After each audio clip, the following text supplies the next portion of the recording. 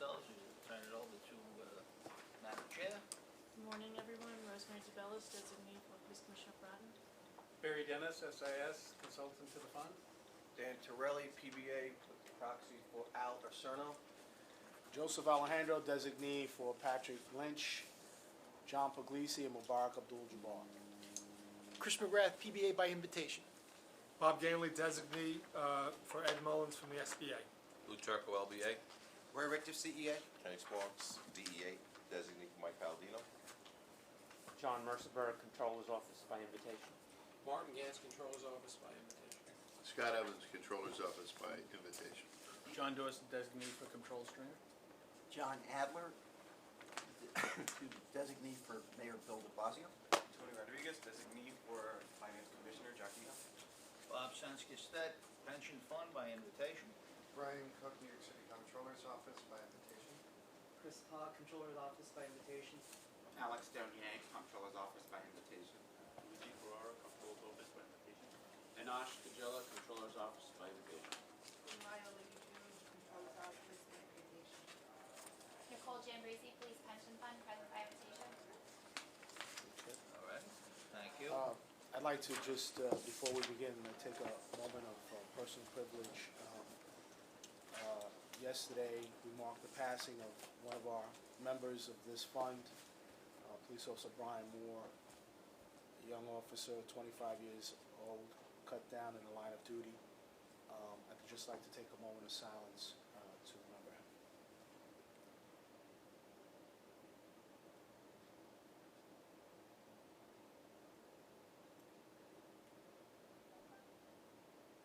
Thank you. Thank you, and with that, we will turn it over to Scott. Okay, thanks very much. If you turn to the flip charts on page 37, we have the returns for the month ending March 31st. The fund was down 18 basis points versus a benchmark of 48 basis points. That's a 30 basis points before public market fees and after private market fees. You can see that it was a down month for the markets. We caught up a little bit with the benchmark, and as I had promised to you before, starting with the month of June, we will begin to publish the results net of fees, both in the public and the private. We may even have something for you before that, but definitely by the June report. Okay. The other thing I wanted to mention, of course, is to give you a snapshot of where the asset allocation stands. And if you go to page 30, get a look at that.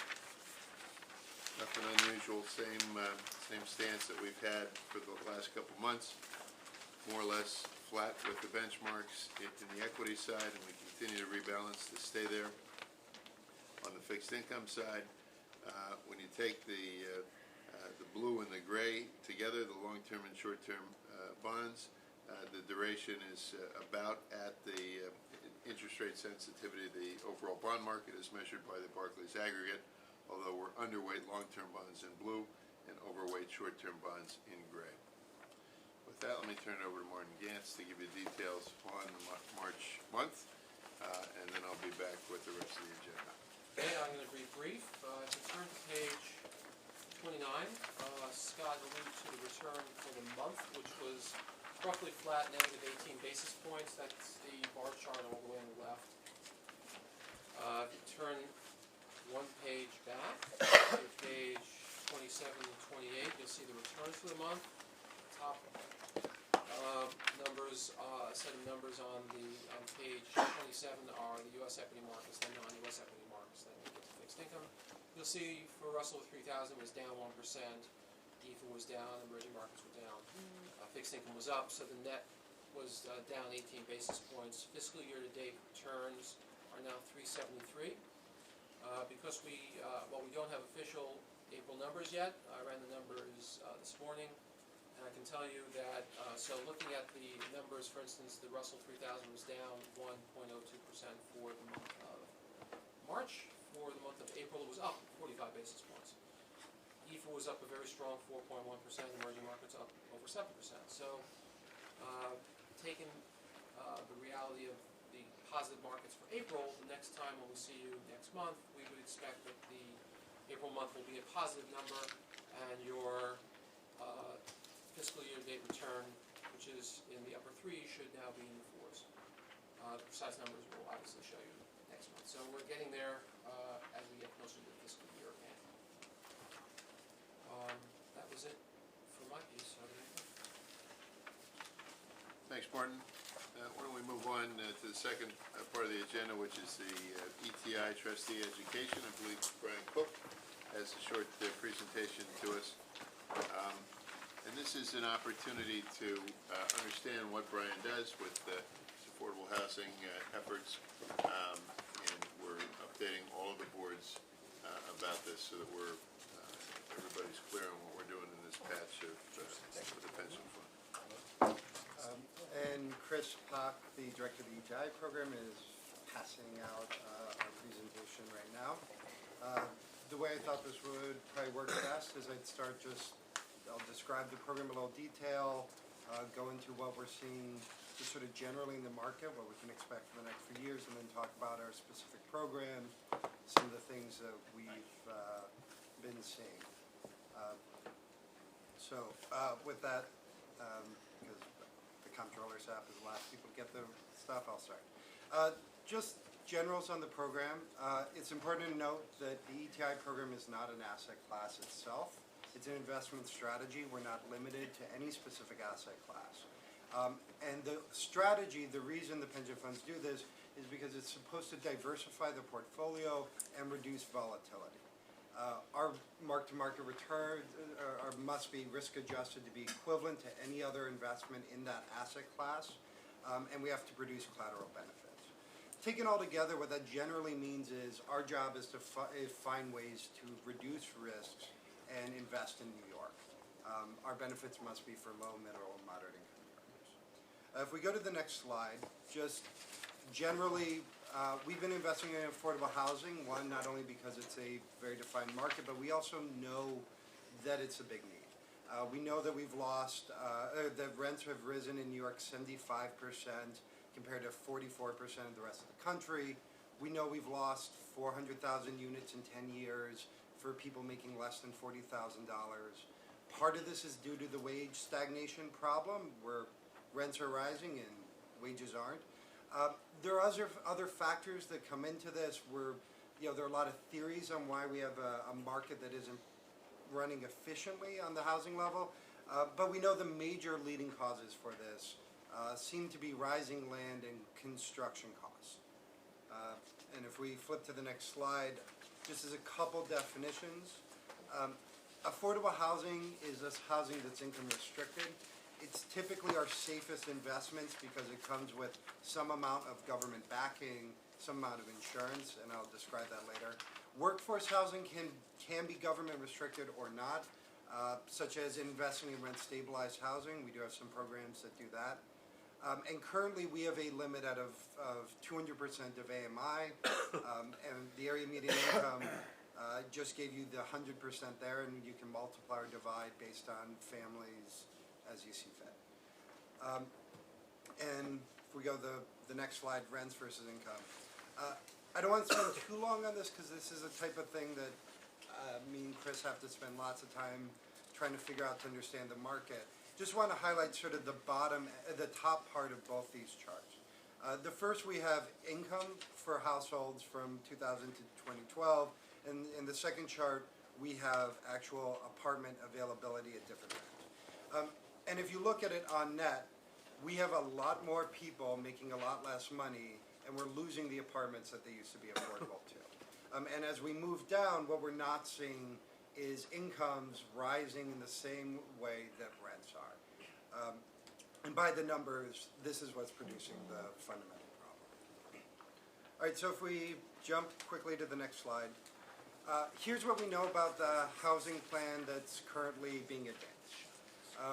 There's a goal of 200,000 units of the next 10 years. Basically, $41.1 billion are supposed to go into that. 25% is supposed to come from public money, 75% from private. fundamentally, when we work out those numbers of the known budget, from fiscal year FY14 to FY18, there's about a space of $9.3 billion in the affordable housing world that everyone is competing for, that private money can go after. That's bonds, that's loans, that's equity, that's every bank that wants a CRA credit, every developer who thinks this is a safe investment. That's the entire world in New York City right now. All right, so how do we do this? If we go to the next slide, this is sort of the this is the breakout of the 5 funds right now and how they're invested. Sorry. Our equity programs, I should note, can invest more broadly in workforce housing, not just affordable housing. But it breaks down into 3 possible places to invest, 4 if we kind of nuance it. It's construction financing, it's equity, and long-term financing. And that long-term financing, we could think of it as primary stuff that we're doing and secondary market that we're participating in. If we jump to the next slide. So we start with sort of the long-term loan program, which is in some ways, while not the biggest chunk of our portfolio, is our signature program. What we offer is fixed income loans for affordable housing. We provide the rate 2 years in advance, and we make sure that they're 100% insured, so we never lose a dollar. We have a minimum interest rate of 4.5%, and the most important thing to know about this program is that it's designed to be buy and hold. So when we purchase a loan, we hold it to the very end. We don't sell it on the secondary market. We have 11 lenders, and usually there's a public participation in order to comply with Sunny Mae or REMIX requirements. If we go one more slide. So this is a very recent example of a loan that just came in on Staten Island. This will be 67 units for affordable senior housing at 50% of AMI. The things to know, there's money that came in from the governor's office at $1.6 million that allowed them to start the process. We are anticipating a $14.1 million construction loan, and ultimately NYSERS will have a takeout of only $1.8 million because the rest of that money will be covered through low-income tax credit sales and things of that nature. So how does this work? What's our process on the next slide? In this example, the state awarded the money in 2014 of July. The group then spent the next few months securing construction financing. They chose Wells Fargo. They reviewed their options, and in December of 2014, they rate locked with us. Going forward, construction, they're going to complete it. Once the construction is completed and the building's all tenanted up, they will sell us the loan at that point, and then we have to worry about making sure that loan is serviced. Go to the next slide. Just by way of, if you want to know what my staff does for the majority of their time, we do most of this work in-house. We review the loan documents. We review the terms that are be given. If there's a co-op, if there's a condo situation, all of that goes through us, all of that, and our legal department. It's one of the most hands-on programs that we have. The only thing that we actually outsource, aside from origination of the loans themselves, is we do have CPC as our servicer, and we're soon to bring on 2 other servicers. And they're basically responsible for collecting the actual money, filing with the government, the UCCs and things like that. But anything they find, if somebody isn't paying, anything like that, it comes back to our office. Ultimately, it is our decision to move forward, to not move forward with any decision. Before you go on, yes. I know the purpose of this is to educate us, so educate me as to what AMI is. Oh yes, AMI, is the area median income. Okay, so before we go on, let me just write that down. Yeah, I should note I'm used to a New York audience, so I'm not used to quiet people sitting watching, so any questions I will take. I'm only doing this for purposes of the audience on the camera. That's actually very good. And Brad, what what's UCC that's on page 10 Uniform here? Commercial Code? Yeah, UCC is the Uniform Commercial Code. Thank you. It's the filing that has to get done to ensure that we are the primary loan. And so every 5 years, I believe, they have to refile that. So one of the things I'll note that we did in the last year was we asked for a list of every UCC that we have filed for all our properties, when they're going to expire, so that we can start spot checking our servicer to make sure nothing ever falls through the cracks. And you mentioned in your presentation early on, CRA credit. What is that again? And how does that work? So, yeah, CRA credits are the Community Reinvestment Act. It's federal government required. It basically requires a portion of the deposits to go into low-income areas, a portion of the loans. So banks, when they're seeking to grow and take our deposits, they also have to reinvest that back into the local population. And that creates a challenge for us in some ways because they have to do this. So while they want to get a good rate of return, they can sometimes take a little bit of a hit on it because it helps them on the back end. And the best example I have for that is if you look at the risk profile of energy tax credits and the risk profile for low-income housing tax credits, they're exactly the same. But low-income tax credits get sold for a lot more money. They cost more. And the reason being is banks want them because it helps them meet their CRA credit, whereas energy tax credits don't qualify for that. Other questions? Thank you. All right. So, and if we go through, this is your March returns for the PPAR program. What I wanted to actually note here is that you'll see that we're reporting mark-to-market returns. And that's because we're legally required to do so. But remember, this is a buy and hold program. So what we're reporting here is how much your portfolio would be worth if we sold it on the open market. And the way I like to think about this is when we take a loan that's at 4.5%, but every other loan is at 3%, which is what's happening now, that loan at 4.5 could be sold actually as though it was 6, because it is a better loan.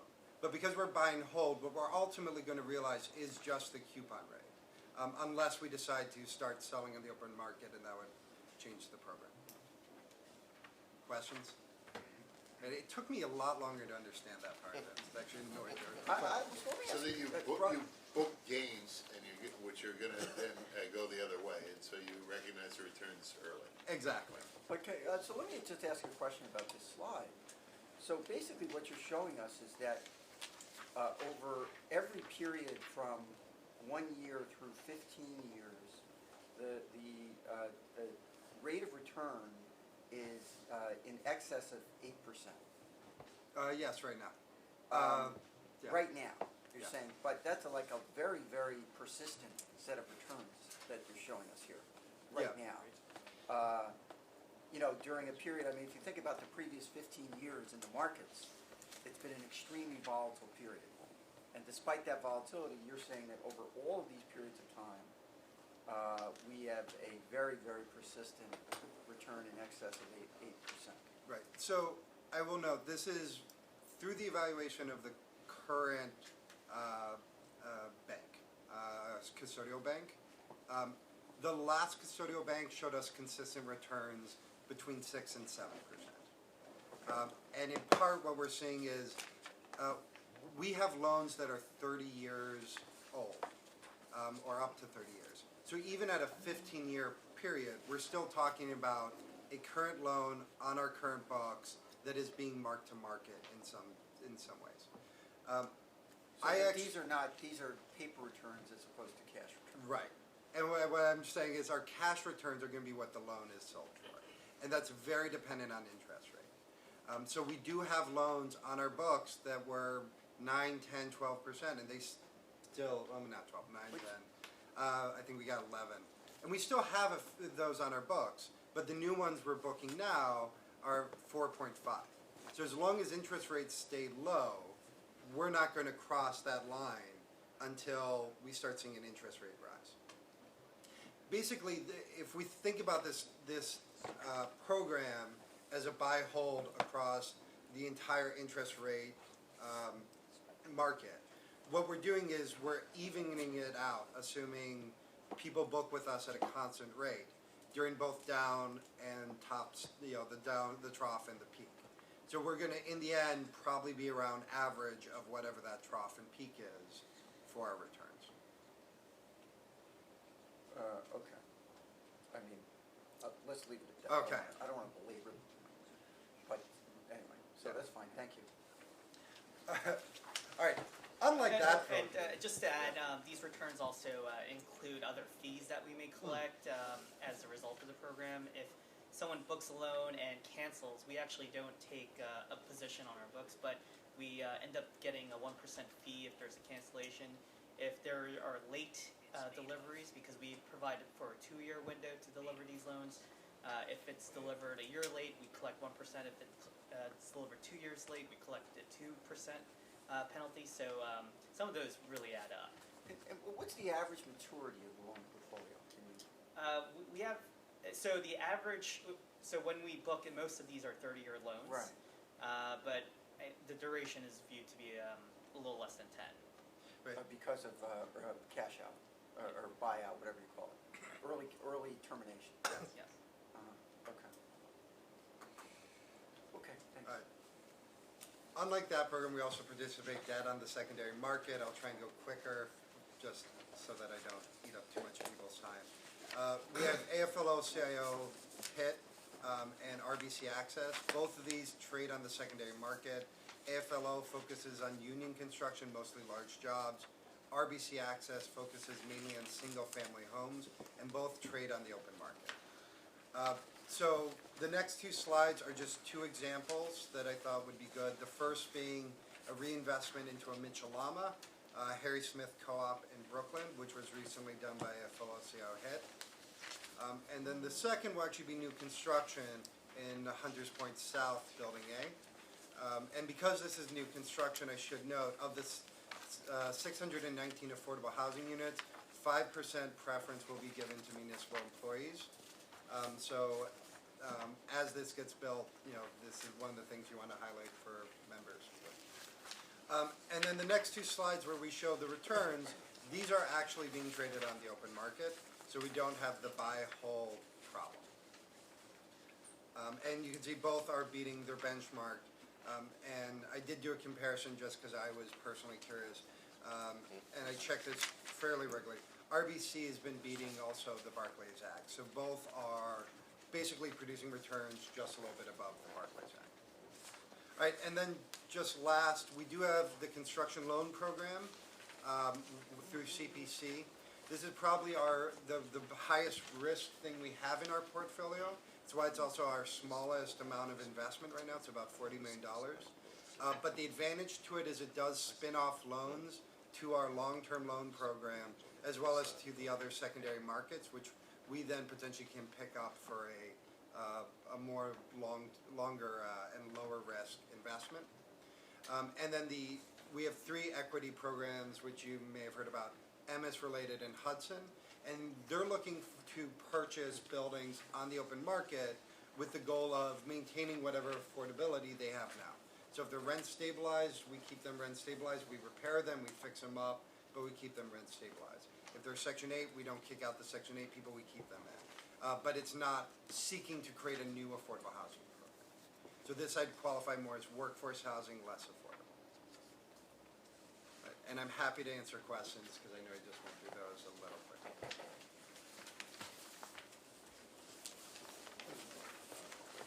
Oh, I should say, this final tiny little map that I have here is a new thing that we're actually going to hopefully be able to start showing you, which is actually the physical location of our investments. You're seeing this now because this is the first time that we have clean data on where our dollars are located. And in the coming month, hopefully we will have this broken out by program, and so you can see its direct impact and where it's actually affecting which borough. Any questions for Brian? What's that neighborhood in central Queens that has the big investment amount? That's one of RBC Access's investments into a Mitchell-Lama. So it's a lot of units getting rehabilitated. So, in fact, a lot of these big kind of spikes you see out there are because of the investment in like that one large Mitchell-Lama development. I just have one general question, which is, you know, I mean, it's a great presentation, and you know, with the caveats that you guys said, the program seems to be very, very successful in terms of, you know, long-term, persistent outperformance. My question is, it's pretty small, you know, in terms of, if we look at the overall New York City retirement system's assets, I think you said that we have up to 2% allocated and about 1% invested. Yes. So that's about $1.5, $1.6 billion, with very, you know, sweet, persistent returns. If there were, well, what is preventing, I guess I would say, additional investments in the space? Sure. Since you have more capacity already, even if we just left it where it was.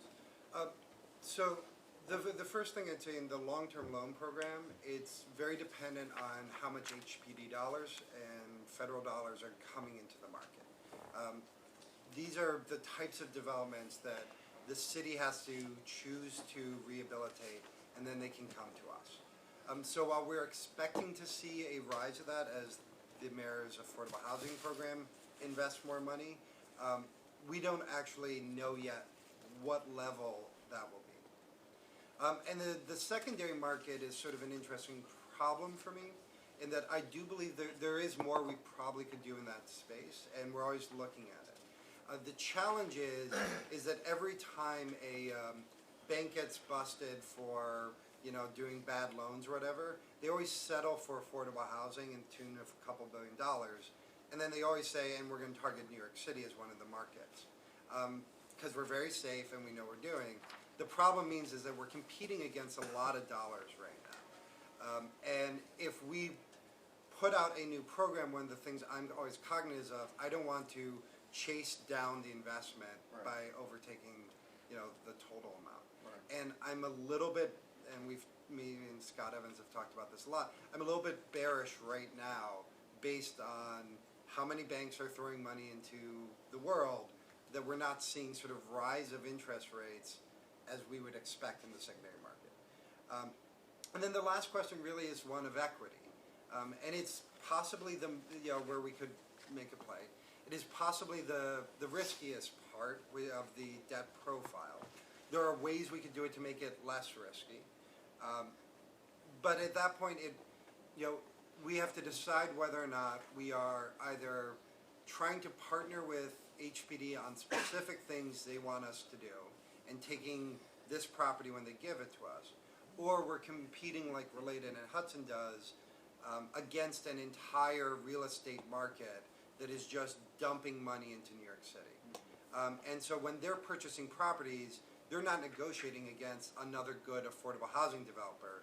They're negotiating against that guy who's thinking, I'm going to evict everyone and flip this property for a lot more money. And that's why I think most of their successes have been built on the relationships they have of being able to get large portfolios rather than, you know, going out and bidding for one big piece of land. There's also, frankly, a very large question right now in some of our minds of whether or not the outer boroughs are getting close to hitting a bubble. And if they are, you know, frankly, you don't want to invest right before the bubble, but you may want to start to once they do hit it. And that's sort of the challenges we're looking at right now. I should note we're not limited to just affordable housing. There are, you know, it's anything that could benefit New Yorkers. I just haven't found something with the right risk profile I thought was safe enough to bring you guys yet. Thank you. Other questions for Brian? Thanks very much, Brian. Okay, Madam Chair, that concludes our public remarks for today. Make a motion that we leave public session and go into executive session for purposes of discussing investments. Second. Control, all right. Thank you.